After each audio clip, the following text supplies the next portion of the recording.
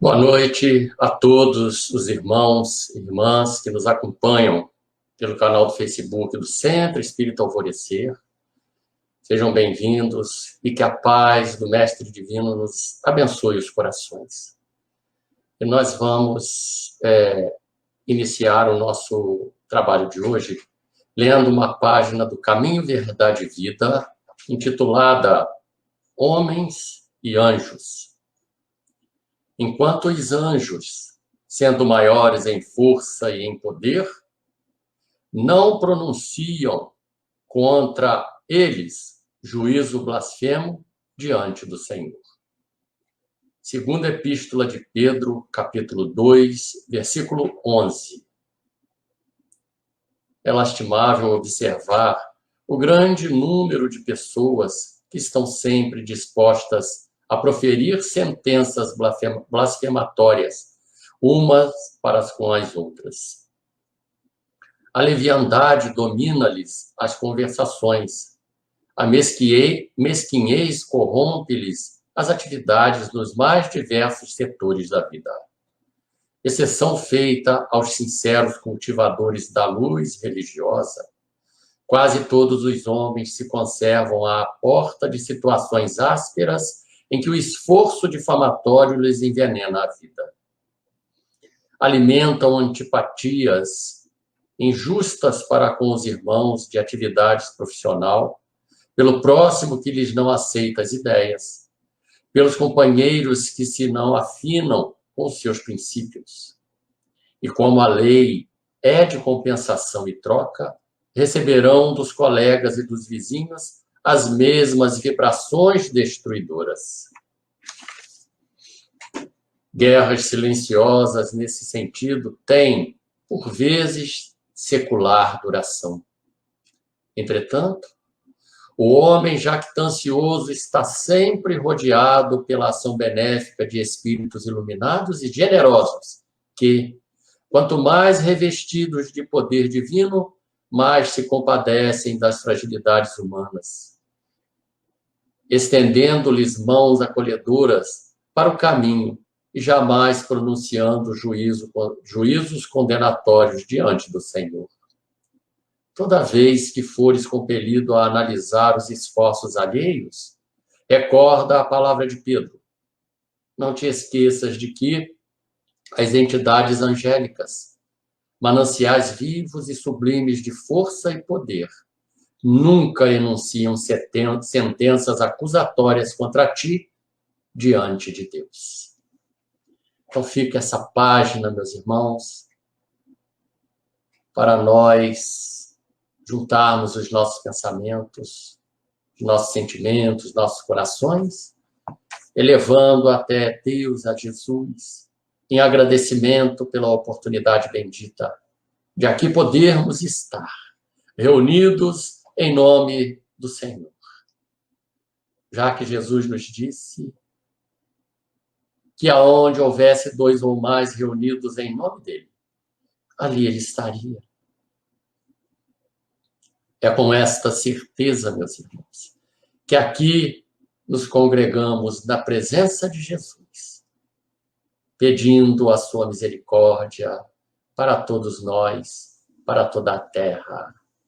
Onde houver dor, sofrimento, desespero e lágrimas, possam seus trabalhadores de luz levar o consolo, levar o amparo, levar os bálsamos salutares que hão de balsamizar as feridas de cada um de nós.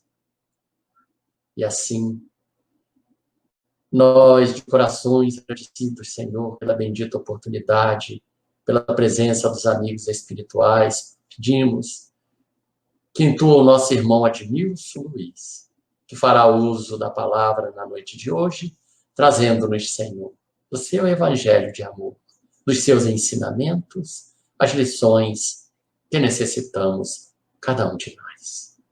No mais, te agradecemos mais uma vez essa bendita oportunidade, Senhor. Que possamos iniciar o nosso trabalho em teu nome, em nome dos amigos espirituais que estão conosco e em cada lar aqui congregado. E, sobretudo, em nome de Deus, Pai e Criador de todos nós, para iniciarmos o nosso trabalho da noite. Muito obrigado, mestre querido. Muita paz, meus irmãos. Que Jesus nos fortaleça, nos abençoe, hoje e sempre, em nome de Deus. Graças a Deus, meus irmãos. Que assim seja. Então, que lição para cada um de nós nesse comportamento de ação perante aos nossos irmãos, perante a nossa consciência e principalmente perante a Deus, né? Se os espíritos sublimes, superiores, não nos condenam, não nos julgam diante de Jesus, diante de Deus, porque nós fazemos isso. E para quê? Então é preciso irmos essa mensagem, essa lição, né? Por causa do título Homens e Anjos. Qual é o nosso comportamento como criaturas humanas? E qual é o comportamento desses espíritos superiores que enviam suas mensagens, que vêm até nós num sacrifício extremo, mas por amor chegam até nós para nos exemplificar qual é o nosso comportamento diante da vida, diante do próximo, diante da consciência e diante de Deus. Então fica a mensagem dessa epístola de Pedro, segunda epístola, no capítulo 2, versículo 11, para que possamos refletir, né, maduramente o que temos feito. Então, esse é o objetivo do nosso trabalho, esse é o objetivo de Jesus na Terra, esse é o objetivo de cada um de nós na nossa vida. Mudar padrões, mudar paradigmas, né, hábitos, melhorando cada vez mais o nosso comportamento para a nossa felicidade. É nós que vamos ganhar com isso, com essa mudança. Em primeiro lugar, quem vai ganhar com isso somos nós. Então, que a gente possa ficar com a mensagem como um dever de casa para refletir, né? Essa lição bendita. Mais uma vez, repetindo, quem quiser ir buscar, está lá na segunda epístola de Pedro, capítulo 2, versículo 11, né? Enquanto os anjos, sendo maiores em força e poder, não pronunciam contra eles juízo blasfêmios diante do Senhor. Eles quem? Os homens. Então, que a gente, com essa lição, possa começar o nosso trabalho, né? Mais uma vez, boa noite a todos, boa noite, Ednilson, seja muito bem-vindo, né? E que seja uma palestra para todos nós elucidativa e que a gente possa trazer para o coração tudo aquilo que a gente vai ouvir aqui. Ednilson, é com você, passo a palavra para você, 9 horas eu retorno para que nós possamos encerrar, tá bom? Ok. Então, muito boa noite a todos, boa noite, Inácio. Agradecer mais uma vez a oportunidade. E com o nosso tema de hoje, anjo, segundo o Espiritismo, aproveitar a oportunidade aqui para dar uma boa noite aqui, muito especial aos amigos anjos, porque todos nós, sem exceção, e essa tenho certeza que muita gente já sabe disso, principalmente os espíritas, que todos nós aqui, sem exceção, seremos anjos, arcanjos, né? Então, estamos caminhando para essa angelitude. Então, mas eu quero agradecer aqui a presença carinhosa de amigos anjos que estão aqui, né? A Regina, a Cristina, né? A Indiara, a Eliane, a Luzia, a Vânia, o Oscar, a Dalia, acho que a Lúcia Magalhães também, a Eliane Campos, nossa irmãzinha Valdice, Que coisa boa, né? Então, essa é a grande notícia da noite. Todos nós, sem exceção, chegaremos a essa condição. E eu costumo lembrar que, às vezes, no estudo lá no Centro Espírita Filhos da Luz, a gente comenta que essa questão de a gente chegar a ser espírito puro, lembrando daquela passagem de Jesus, onde Jesus diz assim: bem-aventurados puros de coração, porquanto verão a Deus. Que notícia maravilhosa essa, né? Bem-aventurados puros de coração. Né? Então, nessa condição, já espírito puro, aí na condição de ser anjo. Veremos a Deus, mas isso não será à toa, porque receberemos da mão do Criador uma missão, uma tarefa. Porque todos nós que já estamos aqui encarnados, né, e na questão 171 lá do Livro dos Espíritos, já revelam para nós que todos nós que estamos aqui estamos em missão. Né? Estamos aqui em provas, passando pelas provas para atingir aí, se Deus quiser, a nossa perfeição. É uma perfeição relativa. Mas isso não será não será à toa, porque na hora que nós atingirmos essa condição, né, aí vamos ter a responsabilidade, assim como Jesus, tomar conta de um planeta. Né?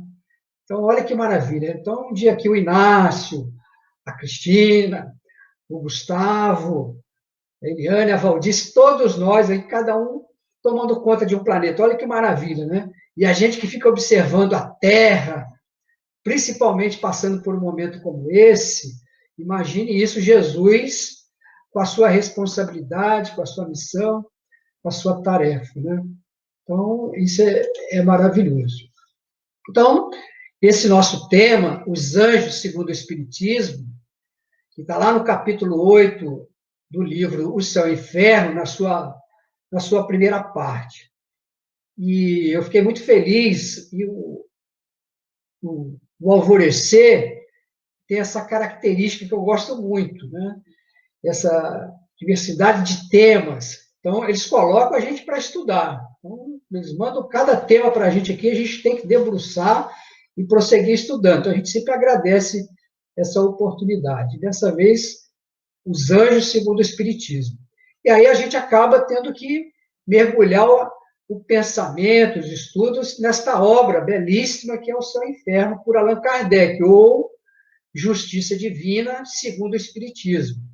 E lembrando, né, eu gosto sempre de comentar que essa obra dividida ali, né, em duas partes, e Allan Kardec, logo nessa primeira parte, ele dá o título de doutrina, né? E onde vamos estudar e se aprofundar ali com relação ao porvir e o nada, o temor da morte, as causas do temor da morte. Um capítulo muito interessante ali, mas esse é o título desse capítulo, né? Por que os espíritas não temem a morte? Bom, esse é o título que Allan Kardec deu a esse capítulo, né? E também sobre o inferno, a questão dos limbos, o purgatório, a doutrina das penas eternas. Então, assim, um capítulo maravilhoso, essa primeira parte do livro Céu e Inferno. E ali também a gente vai ter oportunidade de as penas futuras segundo o Espiritismo. É outro capítulo interessante que Allan Kardec estuda ali. A carne é fraca. Então, quem quer saber sobre se é a carne que é fraca ou é o espírito? Então, tem esse estudo ali no livro O Céu e o Inferno. Outro tema belíssimo também, Código Penal da Vida Futura. E, chegando no capítulo 8, nós temos lá os anjos, segundo o Espiritismo. E também os demônios, segundo a Igreja, e também segundo o Espiritismo. E no capítulo 11 dessa primeira parte da obra O Céu e o Inferno, né, que faz parte aí da codificação, é o capítulo 11 que é aquele famoso tema também, que dá bastante discussão, chega a ser polêmico, não para nós, né, que é da proibição de evocar os mortos. Então, esse é o primeiro capítulo, ou melhor, né, é a primeira parte do livro Céu e Inferno. E na segunda parte, e aí a gente vai entender o porquê do título, né? O Céu e o Inferno, o título desse livro. Porque na segunda parte são o que Allan Kardec vai chamar de exemplos. E aí, claro que ali no primeiro capítulo vai ter uma parte que ele vai falar sobre a morte, sobre o falecimento, né, que é a questão do passamento, e depois no capítulo 2 já começa, então, aquelas mensagens trazidas pelos espíritos. Mas nesse capítulo 2, ou seja, os espíritos que cumpriram muito bem a sua missão e chegam no mundo espiritual felizes. Então é como se você chegasse para o espírito, você está onde? Eu estou no céu aqui, né? Estou no paraíso, porque esses espíritos cumpriram muito bem a sua missão aqui na Terra. Né? Então, seria, vamos dizer assim, o estado do espírito, o estado mental do espírito. Né? Que coisa maravilhosa. Né? Então, por isso, o exemplo desses espíritos. Então, cada mensagem que tem nessa segunda parte do livro dos Espíritos é muito interessante por isso. É o relato desses espíritos felizes. Mas lá no capítulo 3, aí nós vamos... começa, então, as mensagens dos espíritos que se encontram, vamos dizer assim, infelizes no mundo espiritual, porque, com certeza, né, não cumpriram muito bem ou não passaram muito bem pelas suas provas, por suas expiações, e retornam ao mundo espiritual e se encontram numa situação infeliz no mundo espiritual.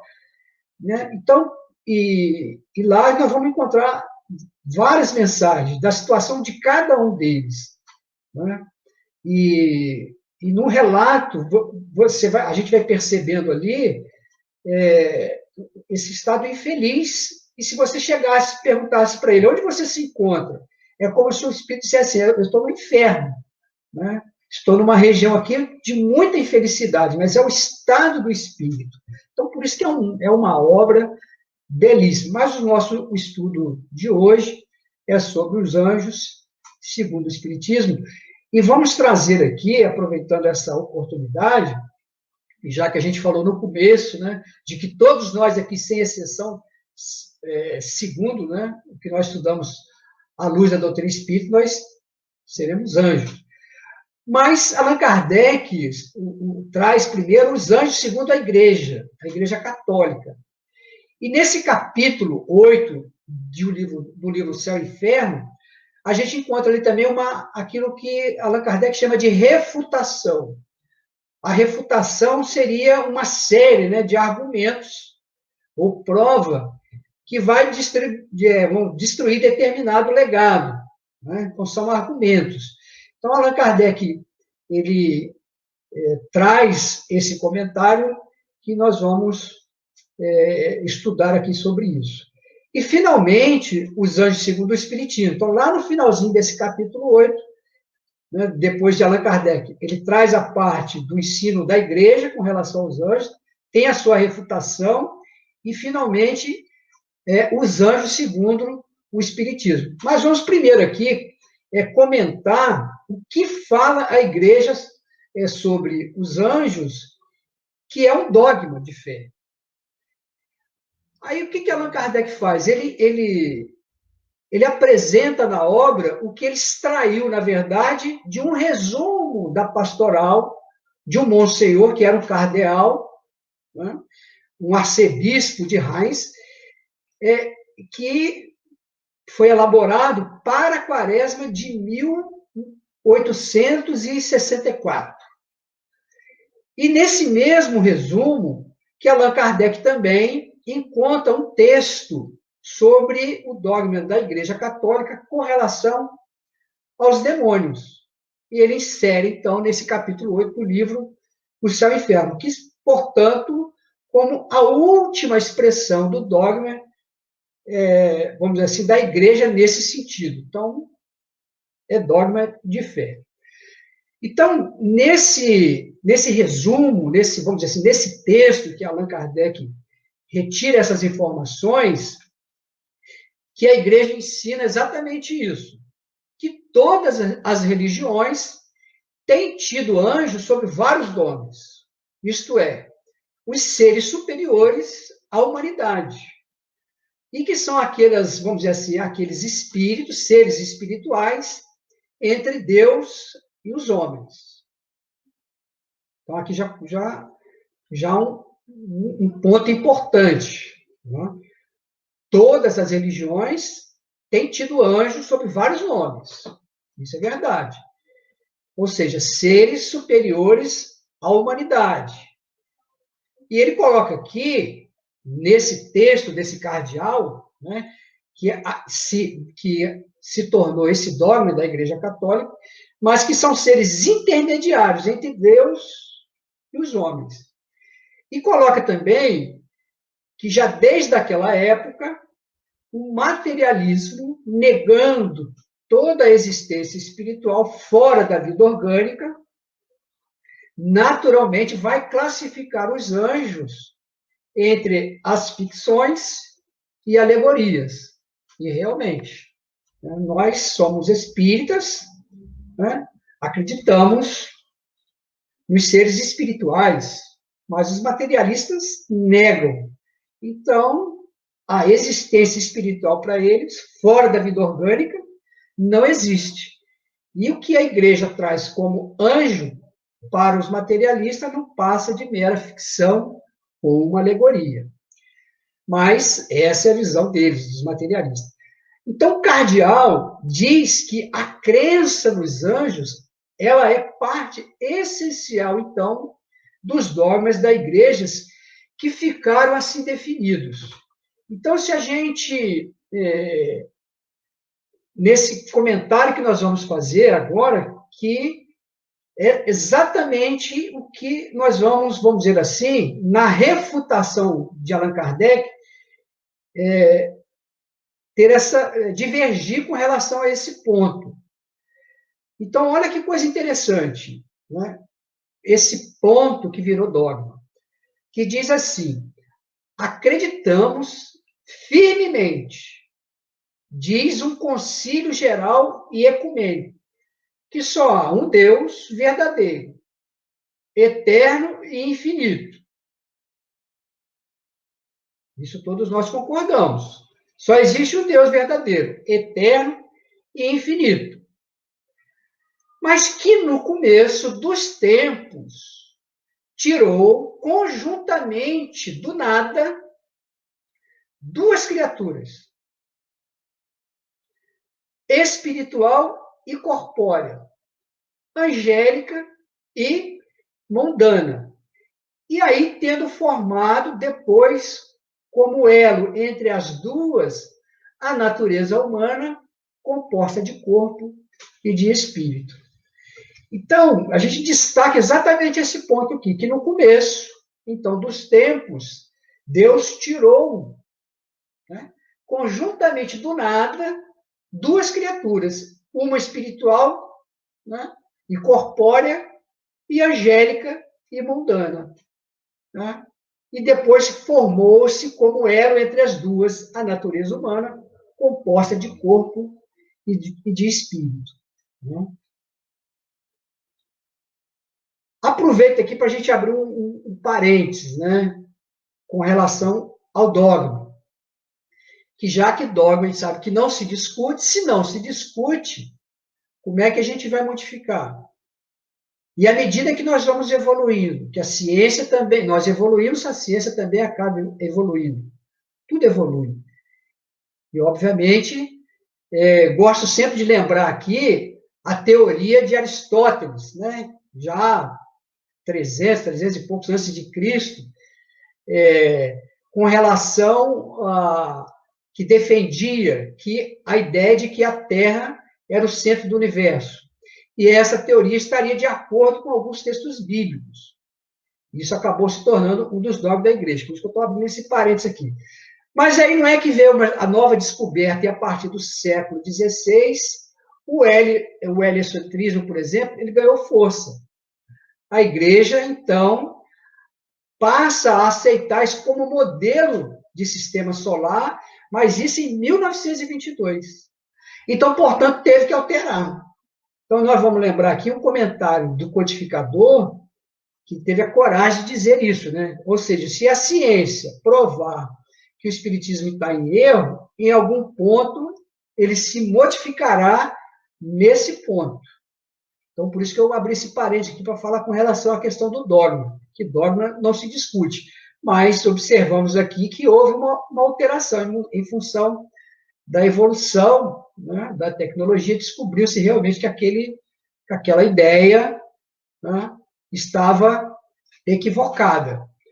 Então, veja o que foi estabelecido, por exemplo, no Concílio de Latrão, que foi o primeiro concílio que teve como objetivo principal estabelecer, ou reestabelecer, melhor dizendo, né, o princípio de que os assuntos espirituais elas são de autoridade da Igreja. Ponto. Né? Mas numa outra oportunidade, quando falamos aqui, e eu me recordo porque a gente falou aqui que o Alvorecer nos dá a oportunidade de estudo, com vários temas. E eu também ganhei esse tema, né? A sorte da criança após a morte. E eu trouxe um exemplo de um tema que foi mudado também num concílio, foi discutido num concílio, no concílio de 2007, quando foi discutido sobre a questão do limbo.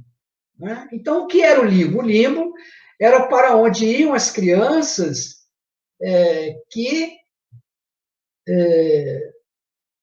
se segundo a Igreja Católica, né, que essa ideia, esse conceito é da Igreja Católica, que as crianças que não eram batizadas, quando elas desencarnavam, quando elas morriam, elas iam para onde? Para o limbo. Não ia para o céu, nem para o inferno, nem para o purgatório. Então, tinha uma região que aguardava essas crianças.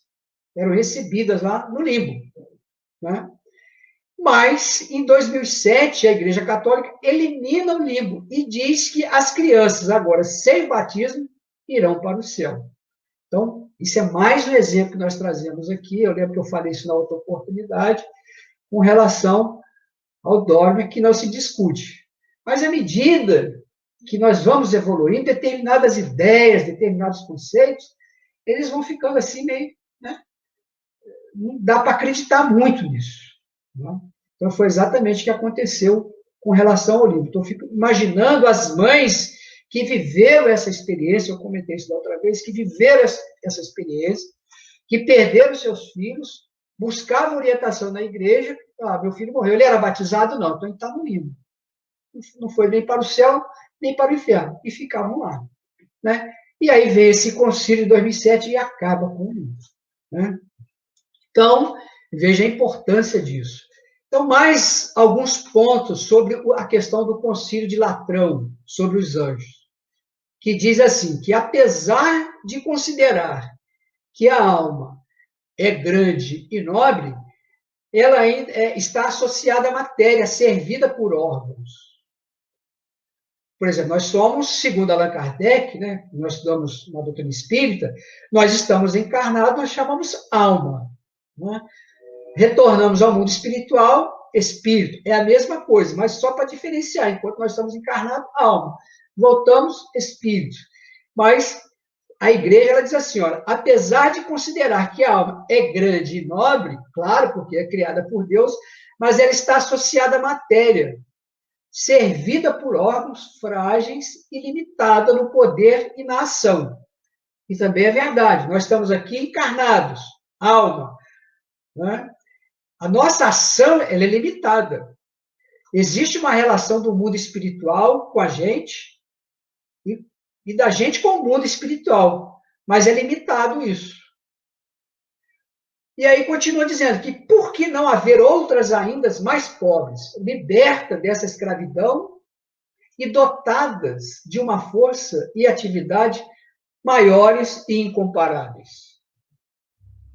Então, a gente, estudando isso com muito carinho, é natural pensar assim, que realmente nós que estamos aqui ainda, eu disse lá no começo, que todos nós, sem exceção, chegaremos à angelitude, e nós vamos lembrar aqui uma questão lá do Livro dos Espíritos, que é a questão 540, né, do átomo ao arcanjo. Começamos por Seráfico, né, e vamos atingir, né, essa condição de arcanjo. Mas essa ideia aqui ainda é interessante, né? A alma é grande e enorme, mas está associada ainda à matéria, né? Então, olhando a nossa condição aqui hoje, mesmo sendo essa criatura, né? Ou melhor, né? Sendo criado por Deus, mas como que a gente pode ser associado à pobreza, né? A alma ser pobre, não ser nobre? E aí Deus, então, vai criar, né, vamos dizer assim, uma outra condição, outros seres espirituais, sem estar ligado, sem estar associado à matéria. Então, e aí, como que a igreja definiu isso? E é exatamente esse ponto que vai nos chamar a atenção, que Allan Kardec colocou, né, isso grifado lá no livro Céu e Inferno. Então, antes que Deus houvesse colocado o homem aqui na Terra, para conhecê-lo, para servi-lo e amá-lo, já não teria chamado outras criaturas a fim de compor-lhe a corte celeste e adorá-lo no auge da glória. Então, é esse ponto, né, que algumas obras está lá grifado esse trechinho. Interessante isso, né? Ou seja, antes da gente chegar aqui na Terra, antes, né, da humanidade chegar aqui na Terra, Deus, então, chamou outras criaturas a fim de compor-lhe a corte celeste para adorá-lo no auge da sua glória. Se, pois, os anjos não existissem, a grande obra do Criador não patentearia o acabamento e a perfeição que são peculiares da divindade. Então, esse outro ponto que a igreja coloca também, né? Então, se a gente fosse discutir com alguém, materialista, por exemplo, que nós somos criatura por Deus, eu falo assim, mas que Deus é esse que criou uma criatura tão pobre assim, a alma tão pobre? E aí, então, talvez essa ideia de que Deus, então, teria criado outros seres espirituais, né? Diz ainda o texto desse Concílio de Latrão, que no Velho como do Novo Testamento se fez menção dessas inteligências sublimes. Isso é verdade mesmo, né? Então, já em piedosas invocações, já em referências históricas isso, né? E que a intervenção dos anjos, ela vai aparecer, ela vai se manifestar também na vida dos profetas e dos patriarcas, por exemplo. Isso também é verdade. Então, é dos anjos, diz esse resumo, né, que Allan Kardec colocou nessa obra O Céu e o Inferno, lá do Cardeal de Reims, né? Os anjos, então, que Deus se serve para transmitir a sua vontade, ora para anunciar futuros acontecimentos, e que eles, os anjos, são também quase sempre órgãos de sua justiça e da sua misericórdia. E finalizando essa parte sobre a questão do concílio, eu quero destacar aqui, por exemplo, a crença nos anjos, né? Ela existe no seio mesmo do politeísmo e nas fábulas da mitologia, porque essa crença é tão universal e antiga quanto o mundo. Outra verdade também. Agora, outra coisa que chama atenção nesse texto, que Allan Kardec inseriu aí, né, como dogma da Igreja Católica com relação aos anjos. As palavras do Santo Concílio de Latrão, né, contêm fundamental distinção entre os anjos e os homens. Ou seja, nos ensinam que os primeiros são puros espíritos, ou espíritos puros, enquanto que os segundos, eles se compõem de um corpo e de uma alma. Isto é, que a natureza angélica, ela subsiste por si mesma. Ela não se mistura como dissociada da matéria, por mais vaporosa e sutil que se suponha. Ou seja, ao passo que a nossa alma, né, igualmente espiritual, somos corpo e alma, associa-se ao corpo de modo a formar com ele uma só pessoa. Então, sendo tal e essencialmente o seu destino. E aí, a igreja, então, vai formar aquilo que nós conhecemos e aquilo que os padres ensinam na igreja, né? E os teólogos passam a ensinar essa divisão que existe, né, das três grandes hierarquias dos principados, que a gente ouve falar muito, né? Mas, por conta do tempo, a gente não vai aqui falar de cada um deles, né? Mas Allan Kardec deixa isso muito bem estruturado lá nesse capítulo 8 do livro Céu e Inferno. Então, ele vai lá detalhar, por exemplo, os da primeira e mais alta hierarquia. Quem não já ouviu falar dos serafins, dos querubins e, finalmente, dos tronos, né? E os anjos da segunda hierarquia. Então, primeiro, da mais alta hierarquia, os serafins, os querubins e os tronos. Os da segunda hierarquia, ou seja, os das dominações, as virtudes e as potências, né? Os da terceira hierarquia são, que ele chama de os principados, os arcanjos e os anjos da guarda. Então, quando nós vamos estudar lá no Livro dos Espíritos, a gente estuda quase com são basicamente esses mesmos termos, né? Serafins, querubins, os arcanjos, né? Olha lá, na questão 540, do átomo ao arcanjo. Os espíritos utilizam essa mesma expressão, né?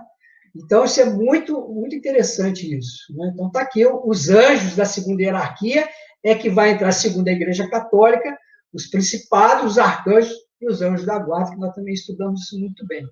Mas, diante de tudo que nós comentamos até agora, da visão da Igreja sobre os anjos, aí agora a gente lembra aqui da refutação de Allan Kardec, ou seja, de tudo aquilo que Allan Kardec estudou com relação a esse dogma da Igreja, né? Qual foi o comentário? Qual foi a refutação dele? Qual foi o argumento do codificador? Então, a primeira refutação, o principal resultante dessa doutrina, é que os anjos são seres puramente espirituais. Então, a primeira conclusão que Allan Kardec chega é essa. Olha, o princípio geral resultante dessa doutrina é que os anjos são seres puramente espirituais. Ou seja, eles são anteriores e superiores à humanidade.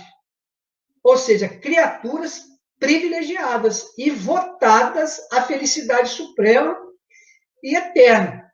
E isso, meus irmãos, desde a sua formação.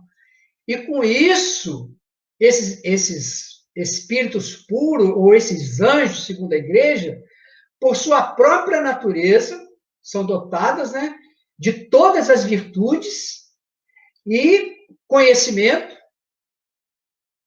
nada tendo feito, aliás, para a aquisição desses valores, né, ou dessas virtudes. Não tiveram esforço nenhum. E nós estamos vendo aqui a nossa luta, né, para a gente sair do mundo de expiação e prova para o mundo de regeneração. O esforço de muitas pessoas para que a gente possa, né, alcançar um outro grau na escala evolutiva. Então, por isso Allan Kardec chamava de criaturas privilegiadas, né? Então, será que foi isso realmente que Deus fez? Estão, por assim dizer, no primeiro plano da criação, contrastando com o último, onde a vida é puramente material. Porque nós vivemos aqui, basicamente, uma vida material, né? Entre os dois mundos, medianamente existe a humanidade, isto é, as almas, seres inferiores, os anjos ligados a corpos materiais. Então, eu acho interessante isso, né? Quer dizer, nós somos anjos, mas nós estamos ligados ainda, né, a corpos materiais. Os outros não. Foram seres criados já nessa condição. Não tem relação nenhuma com a matéria. Olha que privilégio. Então, eis aí o belo e importante argumento, ou seja, a refutação de Allan Kardec. E, finalmente, né, lembrar aqui, achar aqui no livro aqui, o Céu e o Inferno, esse trechinho, né, que fala para a gente aqui com relação a essa questão dos anjos, né, segundo o Espiritismo, né? Então, isso é maravilhoso. Deixa eu achar aqui no capítulo aqui certinho, aqui para mim não fazer confusão aqui com relação a esse capítulo, né? Então, que vai estar lá no item 12, né, do livro O Céu e o Inferno, né? Ou seja, que haja seres dotados de todas as qualidades atribuídas aos anjos, isso não resta nenhuma dúvida.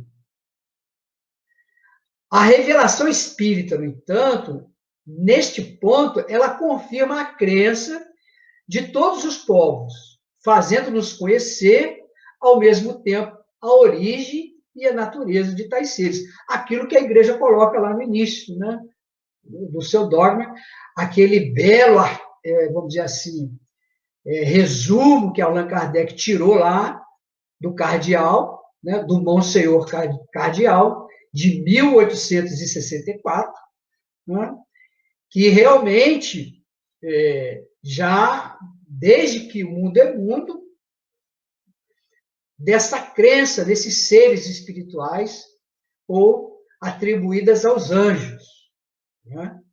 Mas as almas ou os espíritos, elas são criadas como? Como que nós estudamos? Elas são criadas simples e ignorantes. Isto é, sem conhecimento, nem consciência do bem, nem consciência do mal, porém, aptos para adquirir o que lhes falta. Então, ou seja, o trabalho vai ser um meio para essa aquisição. E com que finalidade, meus irmãos? Para que a gente possa atingir a uma perfeição, né? E para todos os mesmos, conforme está lá no Livro dos Espíritos, né? Na questão 115, quando Allan Kardec pergunta lá, como que foram criados os espíritos? Então está lá a resposta, lá, todos os espíritos foram criados simples e ignorantes, né? E nós estamos aqui com essa missão da gente conseguir passar pelas nossas provas, pelas nossas expiações e ir conquistando, né, esse progresso, né? Ou melhor, conquistando, né, a nossa evolução de forma progressiva, mas essa perfeição a gente sabe que é uma perfeição relativa, mas todos nós, sem exceção, fomos criados assim, simples e ignorante. Então, pode conseguir mais ou menos prontamente isso em virtude do nosso livre-arbítrio. Ou seja, nessa razão direta do esforço de cada um. Ou seja, todo mundo, todos, partindo do mesmo princípio, então, todos temos os mesmos, vamos dizer assim, degraus a franquear. Todos nós teremos o mesmo trabalho a concluir. Ou seja, Deus, ele não vai contemplar nem o Gustavo, nem a Vânia, nem a Eliane, né? Nem a Cristina, nem o Inácio, nem todo mundo que está assistindo a gente aqui, um melhor do que o outro. Não. Né? Porquanto Deus é justo. E vistos serem todos filhos de Deus, não pode ter predileção, né? Então, essa é a garantia de que todos nós temos. Nós chegaremos à angelitude. Todos nós partimos do mesmo princípio. Todos temos o nosso livre-arbítrio. Mas vai depender sempre do esforço de cada um, né? Para, aos pouquinhos, ir conquistando essa evolução. mas a oportunidade é dada para todos, porque Deus é justo. Mas temos a inteira liberdade, por exemplo, de observar ou infringir essa lei.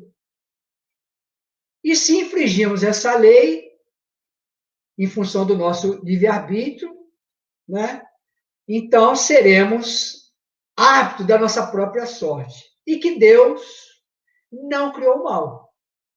Então, todas as suas leis, elas são para o bem. E aí, neste caso, foi o próprio homem que acabou criando esse mal, vamos dizer assim. Né?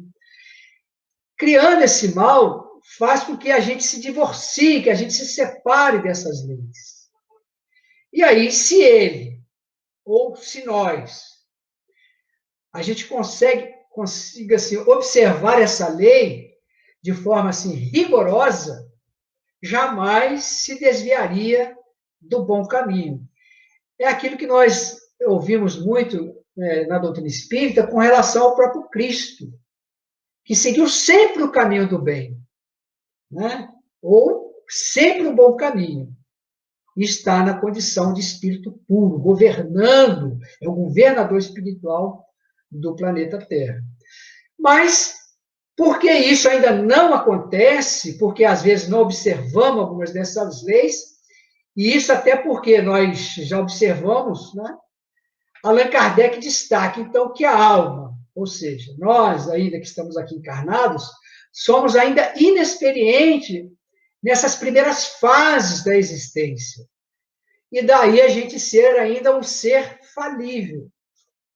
Né? Por isso que a gente não pode julgar ninguém, criticar ninguém, né? Porque cada um de nós estamos numa faixa evolutiva. E eu costumo dizer assim, como a gente praticamente saiu da mão do Criador, então é muito natural, às vezes, o equívoco. A experiência, né, na busca de um objetivo pode levar a um erro, a uma queda. Né? Mas estamos sujeitos a isso. Não lhe dá Deus essa experiência, mas lhe dá meios de adquiri-la. Então, assim, o passo em falso na senda do mal é um atraso para a alma, né? Mas que, sofrendo-lhe as consequências, aprende à sua custa o que a gente poderia evitar. Né? Aí, o que acontece? Desse modo, né, pouco a pouco, a gente vai se desenvolvendo, vai se aperfeiçoando, e aí a gente consegue se adiantar, vamos dizer assim, de certa forma, né, na hierarquia espiritual, até a gente conseguir atingir o estado de espírito puro ou anjo. Mas é assim mesmo, vai ser através das nossas lutas, das nossas experiências. Né? Eu sempre lembro assim, de uma frase do espírito André Luiz, né? De experiência em experiência, nós vamos adquirindo valores. Né? Então, às vezes, mesmo uma experiência equivocada, a gente tira dali um valor. Aquilo, às vezes, nos traz tanto sofrimento, fala assim, isso eu não quero para mim mais. Né? Aí, pronto, adquiriu um valor. Então, o que são esses anjos? Né? Vai concluir ali Allan Kardec. Então, são as almas dos homens que chegaram ao grau de perfeição que a criatura comporta. Né? Desfrutando, então, em sua plenitude, a prometida felicidade. Mas antes, porém, de atingir esse grau supremo, gozam de felicidade relativa no seu adiantamento. Essa felicidade que ele conquista, não na ociosidade. Lembra que a gente estava comentando? Nós vamos chegar à angelitude. Né? Bem-aventurados puros de coração, porquanto verão a Deus. Mas quando a gente chegar lá diante do Criador, ele vai dar para a gente uma tarefa. Falar, agora vocês vão tomar conta do planeta. Né? E às vezes a gente até comenta assim, né? Assim, de forma mais descontraída. Olha, agora a gente atingiu essa perfeição, Jesus, por alguma razão, né, precisa fazer outra coisa. Então vai colocar alguém aí para tomar conta do planeta Terra, nas condições que nós estamos vivendo agora. É fácil? Não é fácil. Né? Então, tem essa condição. A gente chega a ser um espírito dessa natureza, mas aí depois vem as responsabilidades. Né? Então, lembrando lá a questão 540, né? É assim que tudo se serve, que tudo se encadeia na natureza, desde o átomo primitivo até o arcanjo, que também começou por ser átomo, né? Admirável lei da harmonia, deram os espíritos essa resposta, né?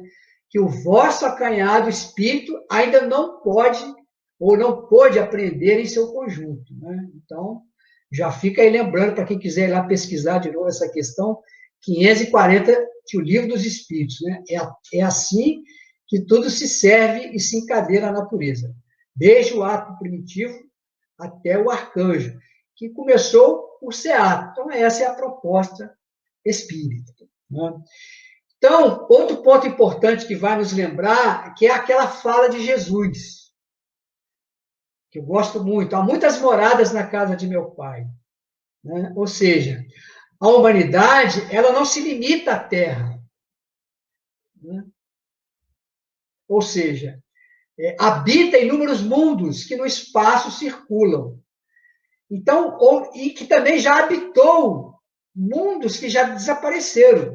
Eu lembro de uma fala, por exemplo, do expositor, eu lembro, né, ele comentando isso, não me vem agora o expositor, mas a morada da qual Jesus, né, fez parte já nem existe mais. Né?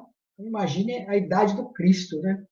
Então, ou seja, já habitou mundos que já desapareceram, e habitará os que se formarem. Então, tendo-a criado de toda a eternidade, Deus jamais cessa de criá-la. Lembra lá Jesus falando? Meu Pai trabalha até hoje, porque eu também trabalho. Então, nesse momento que nós estamos aqui, mundos estão sendo criados, outros universos, né? Porque Deus trabalha incessantemente. Mas por que eu trouxe essa questão das muitas moradas e esse comentário de Kardec com relação aos espíritos que já habitaram outras moradas? Né? Porque nós vamos recordar aqui, abrindo mais um parênteses, né? Muito antes que a Terra existisse, olha só, né? Quem não se lembra desse comentário, essa fala é do Cristo, né?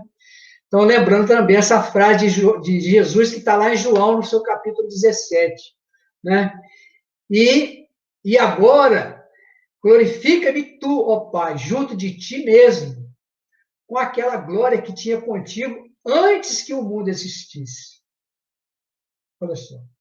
É para a gente não ter dúvida. E olha que isso está registrado lá em João, no seu capítulo 17. Então, né, não é a gente só está, vamos dizer assim, repetindo aqui. Então, e por mais remota que a suponhamos, os outros mundos havia nos quais espíritos encarnados percorreram as mesmas fases que ora percorrem os de mais recente formação, atingindo seu fim antes mesmo que houvéramos saído, vamos dizer assim, da mão do Criador, ou das mãos do Criador. Né? Ou seja, nós estamos aqui vivendo no mundo já nesse estágio de expiação e de prova, em transição para o mundo de regeneração, né? Mas depois teremos a oportunidade de percorrer outros mundos. E é o próprio Cristo que está falando aqui. Né? E agora glorifico-me tu, ó Pai, junto de ti mesmo, que com a glória que tinha contigo, que antes que o mundo existisse. Então, lá na questão 625, para a gente entender por que Jesus conquistou isso, né? Então, ele que é o nosso guia, é o nosso modelo. Né? Quem nos servirá de guia e modelo? Qual espírito mais perfeito já passou aqui na Terra que nos serviria de guia e modelo? E lá os espíritos responderam na questão 625. É Jesus, vede Jesus. Então, um espírito puro, mas que teve a sua trajetória e evolução em outras moradas. Né? E aí, mais uma vez, e se alguém aí ainda tem dúvida, né, que foi a dúvida que ficou lá na cabeça dos judeus na época, conforme está lá em João, agora no seu capítulo 8, no seu versículo 56, né, quando Jesus afirmou, respondeu-lhe Jesus, vosso pai Abraão muito se alegrou, pois veria o meu dia. E ele o viu e ficou feliz. Porque se a gente lembrar, Abraão viveu muito antes, muito antes, muito antes de Jesus. E Jesus fala uma frase dessa ali para os judeus. Vai entender, né? Vosso pai Abraão muito se alegrou, pois veria o meu dia. E ele viu e ficou feliz. E os judeus então disseram assim: mas tu ainda não tens 50 anos e viste Abraão? Olha a resposta de Jesus. Em verdade, vos asseguro, antes que Abraão existisse, eu sou. Então, meus irmãos, eles ficaram tão perturbados com essa resposta de Jesus, o que eles fizeram? Pegaram pedra para atacar lá em Jesus. E Jesus se esquivou, né, passa por eles e some, né, sai lá do templo lá.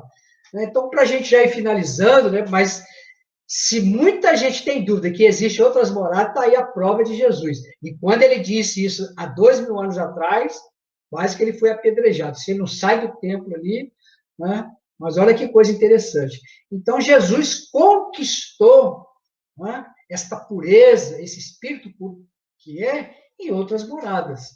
Então, de toda a eternidade, tem havido, pois, puros espíritos ou anjos, mas com a sua existência humana se passou no infinito passado. Então, eis que supomos como se tivessem sido sempre anjos de outros tempos. Então, quando a gente imagina 2.000 anos atrás, as pessoas que conviviam com Jesus, vendo ele fazer aquelas curas, aqueles ensinamentos, esta fala dele se referindo a Abraão, são considerados realmente, né, anjos, espíritos, né, como diria, né, é o próprio Deus. Então, ou seja, realiza-se assim a grande lei de unidade da criação. Ou seja, de que Deus nunca teve inativo e sempre teve puros espíritos, ou seja, experimentados e esclarecidos, mas para a transmissão de suas ordens e direção do universo. Então, mais uma vez aqui, Allan Kardec deixando claro para nós, né, que nós que já entendemos que Jesus governa o planeta Terra, está aqui essa confirmação, né? Ou seja, Deus se utiliza desses espíritos puros na ordem e na direção do universo, né? Desde o governo dos mundos até os mais ínfimos detalhes, né? Então, tampouco teve Deus necessidade de criar esses seres privilegiados, isentos de obrigações. Todos os antigos e novos adquiriram suas posições na luta e por mérito próprio, ou seja, todos, enfim, são filhos de suas obras. E, desse modo, completa-se, vamos dizer assim, completa-se, né, com a igualdade soberana, a justiça do Criador.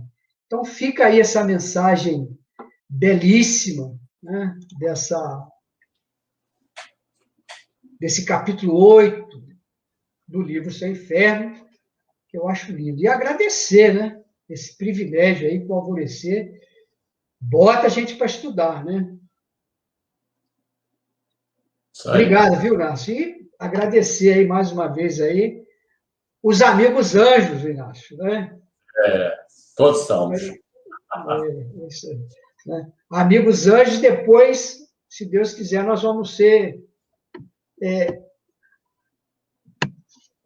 anjos amigos, né? Então, agradecer aos nossos irmãos aí, a Cláudia também está aí, a Cláudia Shelley, ao Alberto, que está sempre participando aí, né? Que maravilha. Bom, todos, boa noite a todos. Foi um prazer enorme todos estarem conosco aqui no canal do Facebook do Alvorecer. E eu peço, então, ao nosso irmão Adnilson para fazer o encerramento, fazendo a prece, por gentileza. Deus, nosso Pai de amor e de infinita misericórdia. Jesus, querido Mestre, divino amigo. Amigo incondicional das nossas vidas.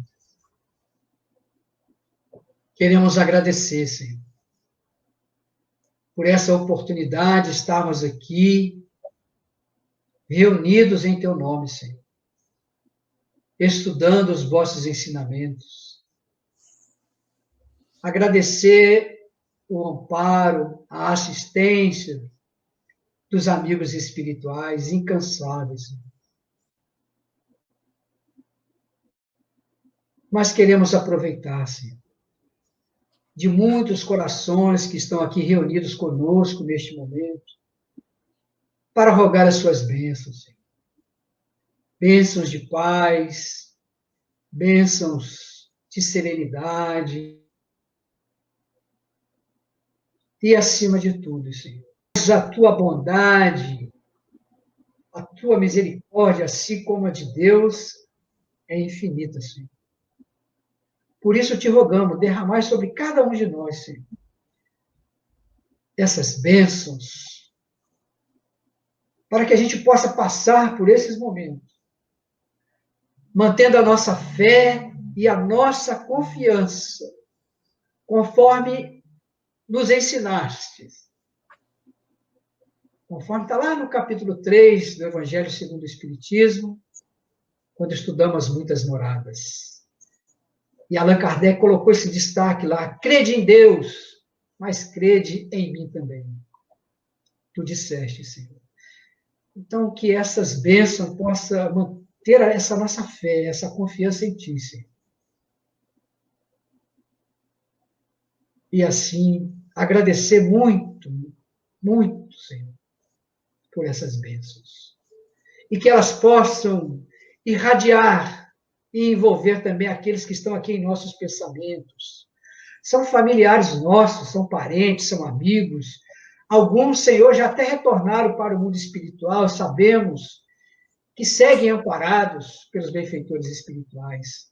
Mas queremos doar de nós também o melhor, Senhor, que temos, em benefício de cada um deles. E mais uma vez, Senhor, obrigado por tudo que aqui recebemos.